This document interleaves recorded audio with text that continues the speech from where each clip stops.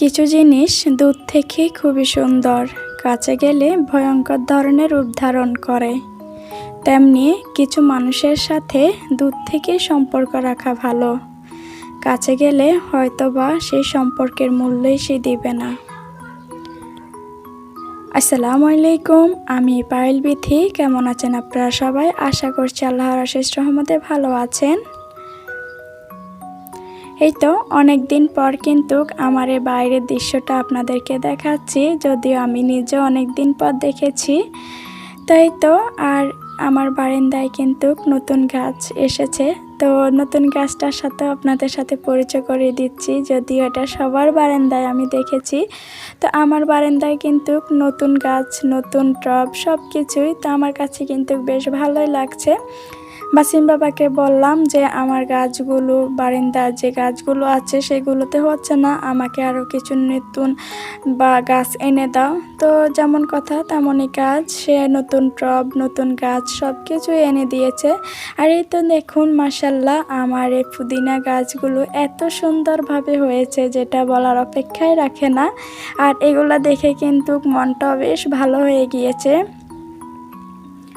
যখনই বাসায় আসছি, আসার পরে কিন্তু একটু ফ্রেশ হয়ে বারান্দায় এসেছি। আর এসে যখন পুদিনা গাছগুলো দেখেছি, সত্যি বলতে এত বেশি ভালো লাগছে যে জার্নি করে এসেছি কিংবা যে ক্লান্তির চাপটা ছিল সেটা কিন্তু একদম চলে গেছে একমাত্র এই পুদিনা গাছগুলো দেখে। কারণ আমি যাওয়ার সময় এত সুন্দর দেখে যাইনি।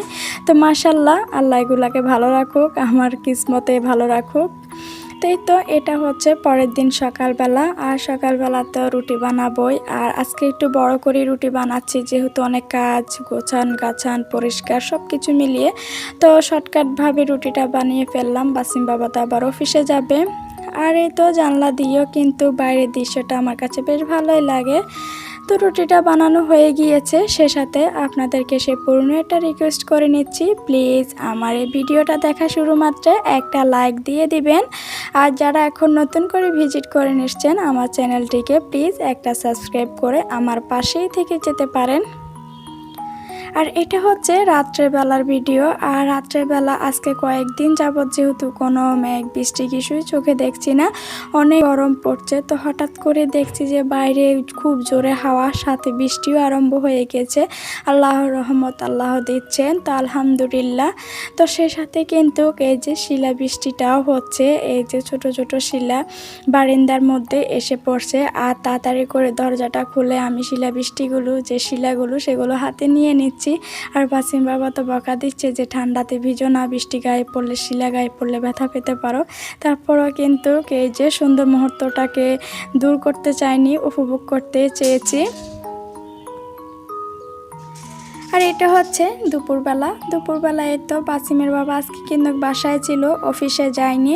তো সেই জন্য দুপুরবেলা আজকে ভাবলাম যে একটু স্পেশাল কিছু হয়ে যাক। যদিও গরমে দিই এতদিন যাবৎ কোনো মাংস জাতীয় কিংবা খিচুড়ি, বিরিয়ানি এসব কোনো কিছুই খাওয়া হচ্ছে না। কারণ গরমে দিই যত শর্টকাটভাবে, যত সিম্পল খাওয়ানো যায় ততই কিন্তু ভালো। তেল চর্বিযুক্ত খাবার না খাওয়াই ভালো ছিল।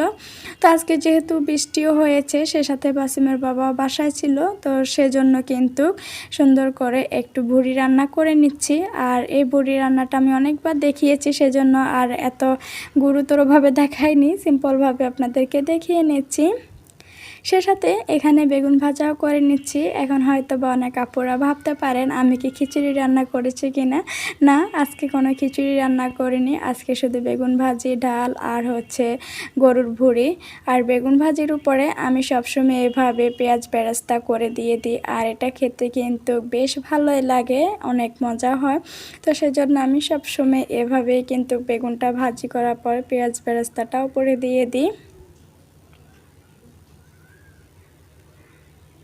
আর এই তো এটা হচ্ছে আমি বাড়ি থেকে কিছু জিনিস এনে নিয়েছি, যেহেতু আমার বাড়ির যে ক্যাবিনেটটা সেখানে অনেক জিনিস আমার, তো এগুলো পরে পরে নষ্ট হচ্ছে। আমি কিন্তু ঢাকায় আমার এই যতদিন আমি ঢাকা যত বছর ধরে আছি না কেন, আমি কিন্তু ঢাকায় কোনো কিছুই করিনি বা আমার তেমন কিছু ঢাকা নেও, আমার সব কিছু বাড়িতেই ছিল। তো ভাবলাম যে যেহেতু আমি ঢাকায় আসছি, তো বাড়িতে এগুলা থেকে বা নষ্ট হবে কেন। তো সেই জন্য কিন্তু বাসিমের বাবা আসার সময় আমি এই যে এগুলো দিয়ে দিয়েছি প্যাক করে, আর সেটাই আজকে আপনাদের সামনে আনবক্সিং করছি, একটু শেয়ার করে নিচ্ছি যে আমার বাড়িতে থাকা জিনিসগুলো ধুলো মলা কী অবস্থা হয়েছে।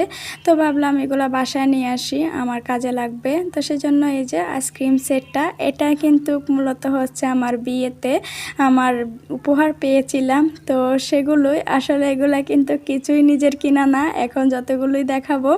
তো বেশি কিছু কিন্তু আনিনি, এই যে আইসক্রিম সেটটা এনেছি আর একটা বাটি সেট এনেছি, সে সাথে 2টা বাটিও আর একটা ডিনার সেটের সাথে। তো এত কিছু তো একসাথে বেশি আনা যায় না। যে দেখুন অনেক ধুলাবালি পড়ে আছে, যেহেতু অনেক বছর যাবত এগুলা কেবিনেটেই পড়ে আছে, কেউ ইউজ করে না, শ্বশুরবাড়ি তো কেউ ইউজ করা হয় না, সবার যার যেমন তো আছে। তো আমারগুলা কিন্তু এভাবে কেবিনেটে ছিল, তো সেই জন্য এগুলাই তো নিয়ে এসেছি, ইউজ করা হবে, ধুলাবালি থেকে মুক্ত হবে, ধুয়ে সুন্দর করে পরিষ্কার করে রেখে দিব। তো আইসক্রিম সেটটা কেমন লেগেছে আপনাদের কাছে অবশ্যই কমেন্ট বক্সে কমেন্ট জানাবেন। এটা অবশ্য যদিও এখনকার কিনা না, অনেক বছর আরও 2-3 বছর আগে কিনা। তো এই তো এখন আরেকটা বক্স খুলে নিচ্ছি। আর এগুলো যেহেতু এত ভারী জিনিস বা দেশ থেকে আনা হবে, তো ভেঙে যাওয়ার বা ভয় থাকে, তো সেজন্য কিন্তু আমি একদম কাপড় চোপড় মরিয়ে বাসিম বাবাকে সুন্দর করে প্যাকেট করে দিয়েছি, যাতে করে কোনো সমস্যাই না হয়। তো এই তো এখানে হচ্ছে 2টা ডিনার সেটের, মানে এটা হচ্ছে একটা ডিনার সেটের কিছু বাটি, 2টা বাটি আর হচ্ছে একটা ট্রিপট আর আরেকটা হচ্ছে বাটি সেট। তো বাটি সেটটা কিন্তু একদমই, আর এটা হচ্ছে একটা ডিনার সেটের সাথে। তো ডিনার সেটটা তো পুরো আনা যাবে না, আস্তে আস্তে 1টা 2টা করে এভাবে আনা লাগবে, কারণ এত বড় এত ভারী ডিনার সেট, কারণ এগুলো হচ্ছে সম্পূর্ণ সিনামিক্সের।